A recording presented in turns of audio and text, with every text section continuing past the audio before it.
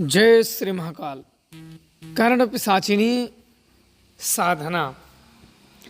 कर्ण पिशाचिनी साधना के बारे में कई लोग जानना चाहते हैं, कई गूढ़ रहस्य होते हैं, उनके बारे में जानने की आप लोगों ने इच्छा व्यक्त की है, तो आप लोगों को बता रहा हूँ।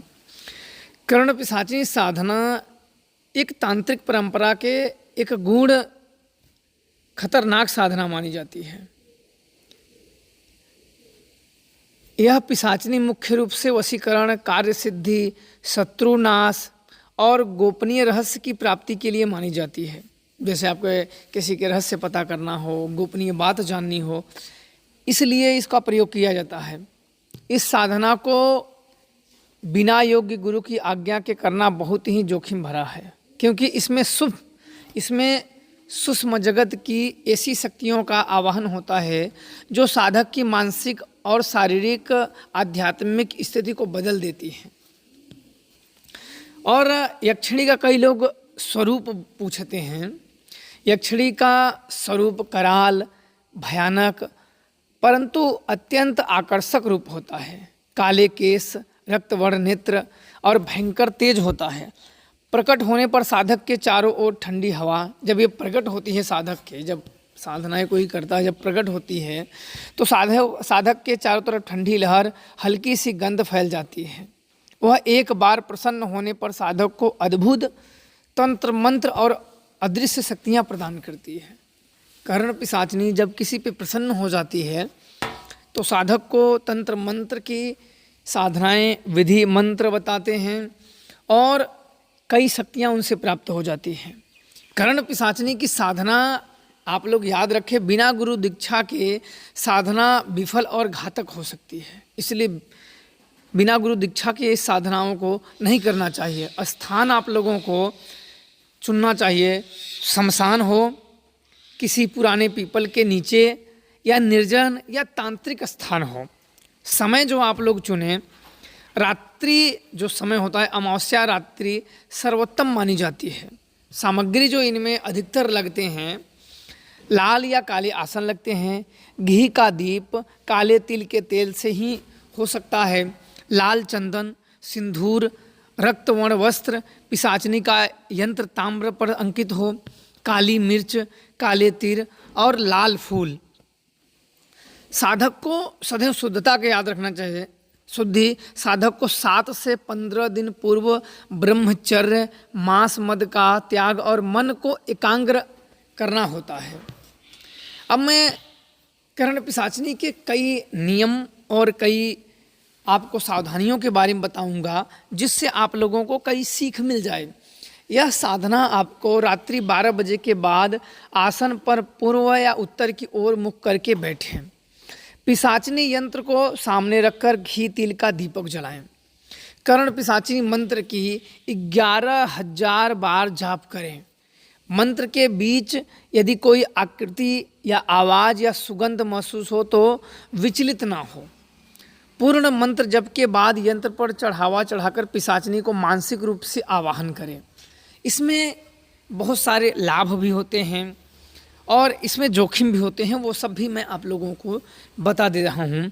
असंभव कार्य की सिद्धि होती है इसमें, अदृश्य सहायता, खासकर शत्रु पर विजय, गुप्त जानकारी की प्राप्ति, वशीकरण और मोहन। इसमें जो जोखिम होता है कर्ण पिशाचिनी में, वो भी आप लोग अवश्य जान लीजिए। मानसिक असंतुलन, अगर इसमें कुछ जोखिम या कुछ गलतियां हो जाती हैं तो आपके जीवन में मानसिक असंतुलन हो सकता है, भूत प्रेत बाधाएं आ सकती हैं, साधना अधूरी छोड़ने पर जीवन भर दुर्भाग्य साथ दे सकता है, पिशाचिनी के क्रोध से मृत्यु तक संभव होती है। इसलिए आप लोग यह साधनाएं बड़े सोच विचार के, गुरु के आज्ञा के ही अनुरूप करें। गुरु की अनुमति और दीक्षा के बिना साधना आरंभ ना करें। साधना स्थान का चयन गुरु की सलाह से करें। अमावस्या या भूतनी महाकाल रात्रि सर्वोत्तम परी होती है। साधना से पहले ही ब्रह्मचर्य का पालन करें। मांस, मदिरा, लहसुन, प्याज, अन्य आदि का त्याग करें। दिन में साधना स्थल पे न जाएं। साधना के पहले दिन नकारात्मक विचार ना आने दे। किसी भी प्रकार की जब साधनाएं आप लोग करो तो मन में किसी भी प्रकार के जो आपके अंदर नकारात्मक विचार हैं, भाव हैं, उसको ना आने दें। साधना स्थल पर केवल एक ही प्रवेश द्वार रखें। जब भी जाएं आप एक ही जगह से जाएं, एक रास्ते से जाएं और साधना स्थान किसी को ना बताएं। साधना में उपयोग सभी सामग्री अपना सब रख लें, किसी भी प्रकार की किसी साधनाओं में कमी ना हो। वस्त्र मैंने बता दिए हैं, लाल हो या काले वस्त्र का प्रयोग करने। साधना शुरू करने से पहले स्नान और शुद्ध वस्त्र अवश्य पहने। आसन भी मैंने बता चुका हूँ, लाल या काले लें। आसन में सदैव ध्यानपूर्वक ही बैठे। साधना में घी या तिल का जो मैंने बताया दीपक जलना चाहिए। अगरबत्ती अगर लगाना है तो चंदन या लोहबान की हो। साधना स्थल पे अगर पिशाचनी साधनाओं में साधना स्थल पे आपको किसी लोहे की वस्तुओं को न रखें। यंत्र रखें, यंत्र ताम्रपत्र या भोजपत्र पर ही अंकित करें। साधना के पहले यंत्र को गंगा जल से शुद्ध अवश्य कर लें। साधना के समय किसी से बात ना करें। साधना जब करें तो उस समय किसी से बात बिल्कुल ना करें। साधना शुरू करने से पहले गुरु और इष्ट का ध्यान अवश्य करें। साधना के दौरान जो आप लोग करें, रात 12 बजे के बाद मंत्र जाप शुरू करें। आसन पर स्थित बैठे, हिले डुले ना। पिशाचनी का जो पिशाचनी साधनाएं जो करते हैं, पिशाचनी का साधना ध्यान उनके रूप के साथ करें। मंत्र उच्चारण जो आप करें, किसी भी प्रकार के अगर मंत्र पिशाचनी का उच्चारण कर रहे हो तो मंत्र उच्चारण स्पष्ट और धीमा हो। अगर साधना काल में कोई आकृति दिखे तो भयभीत ना हो। अगर ठंडी लहर या सुगंध महसूस हो तो समझ ले साधना सक्रिय है। मंत्र जाप के दौरान बीच में बिल्कुल नहीं रुके। साधना जो मंत्र आपको बताया गया है 11,000 मंत्र जपे या उससे अधिक भी कर सकते हैं तो 21,000 जपे। हर जाप के बाद मन में पिशाचनी को बुलाएं। मन ही मन पिशाचनी का आवाहन करें, उनको बुलाएं। अगर आपने जो दीपक जला रखा है, दीपक की लौ अगर हिलने लगे तो ध्यान आप और गहरे तरीके से लगाएं। कोई अजीब अगर साधना काल में कोई अजीब आवाज़ या छाया दिखे तो नज़र हटाएं नहीं।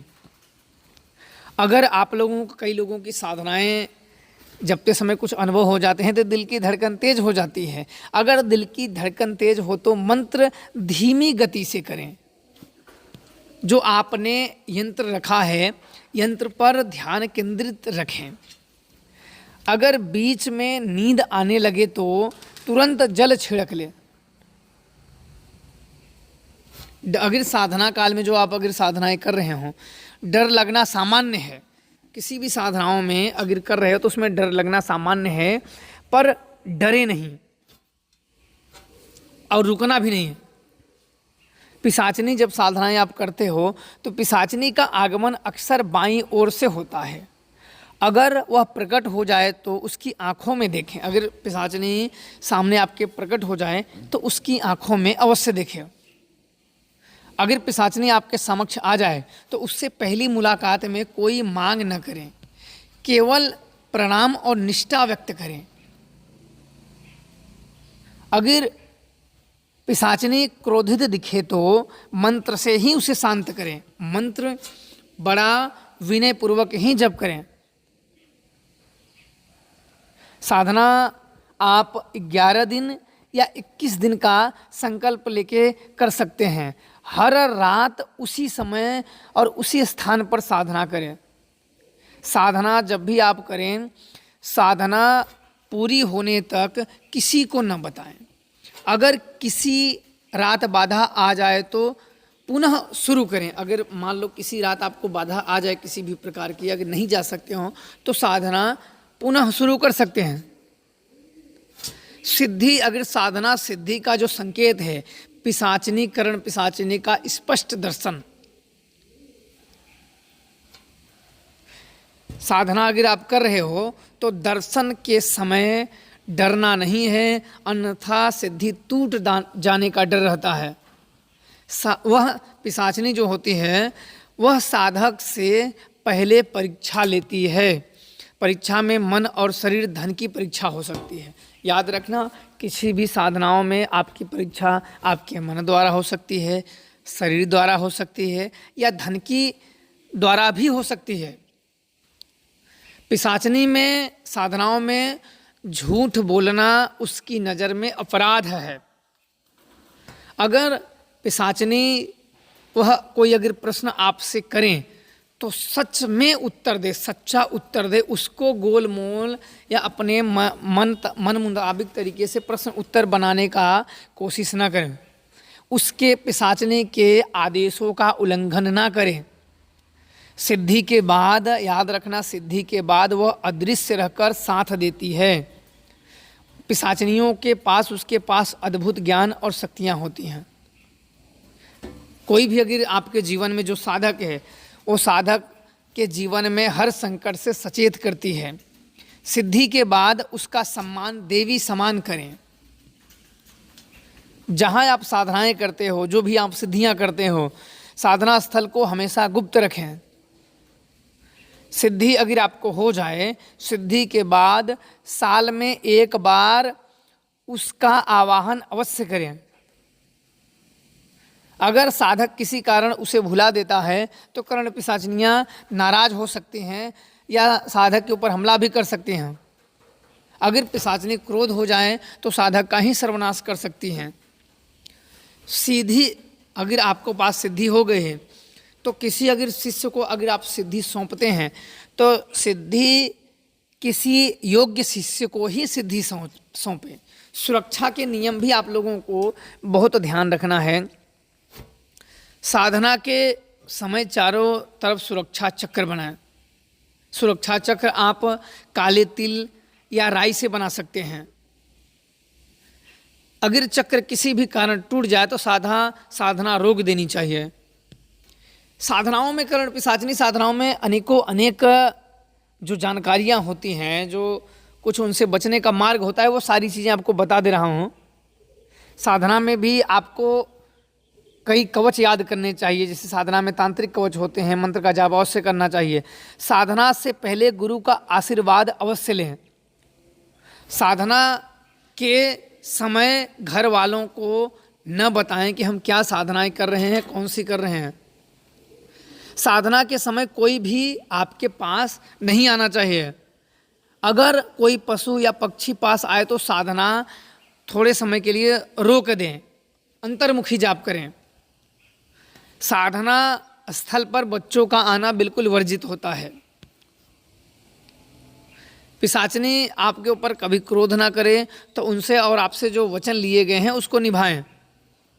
अगर पिशाचिनी आपसे भोजन मांगे तो उसे अवश्य तय भोजन दे, जो आपने पहले तय किया है। शराब, मांस, बलि जो भी आपने पहले तय किया है वो अवश्य दें। अक्सर देखा गया है भोग में अक्सर लाल फल, मदिरा, मांस होता है या बलि होती है। बिना भोग दिए आवाहन ना करें। सिद्धि के बाद भी भोग की परंपरा सदैव जारी रखें। जो भी पिशाचिनी का यंत्र हो, मूर्ति हो, उसका अपमान ना करें। बिना कर्ण पिशाचिनी की आवश्यकता के उसका आवाहन ना करें कि आपको बिना बेवजह उसका आवाहन आप लोगों को नहीं करना चाहिए। केवल बड़े कार्यों के लिए ही उसे बुलाना चाहिए। साधना के समय शराब या किसी भी प्रकार के नशा का सेवन करके ना बैठे। साधना काल के समय क्रोध और वासना पे नियंत्रण रखें। गुरु के बिना साधना का प्रयास करना घातक सिद्ध हो सकता है। पिशाचिनी के साथ मानसिक संबंध बनाए रखें। सिद्धि के बाद सपनों में भी मार्गदर्शन देती है पिशाचिनी। अगर पिशाचिनी कुछ ज्ञान आपको देती हैं तो उसका दिया हुआ ज्ञान गुप्त रखें। उसके आदेशों में देवी देवता का अपमान ना हो। किसी भी देवी देवता का अपमान बिल्कुल नहीं करना चाहे। ये अगर सिद्धियां हो जाती हैं तो जीवन में बहुत सारे परिवर्तन आ जाते हैं। इस बात का आप लोगों को अवश्य ध्यान रहना चाहिए। पिशाचनी का आवाहन केवल गुरु की आज्ञा से ही करें और गुरु को कभी भी धोखा न दें, इस बात का आप लोग ध्यान रखें। मैंने कर्ण पिशाचिनियों के नियम के बारे में बहुत जानकारियाँ दे दी है। आप इनका अध्ययन करोगे तो आप लोग ऐसी साधनाएं कर सकते हो, ऐसी विकट साधनाओं से बच भी सकते हो। बाकी आप लोग खुश रहें, प्रसन्न रहें। जय श्री महाकाल।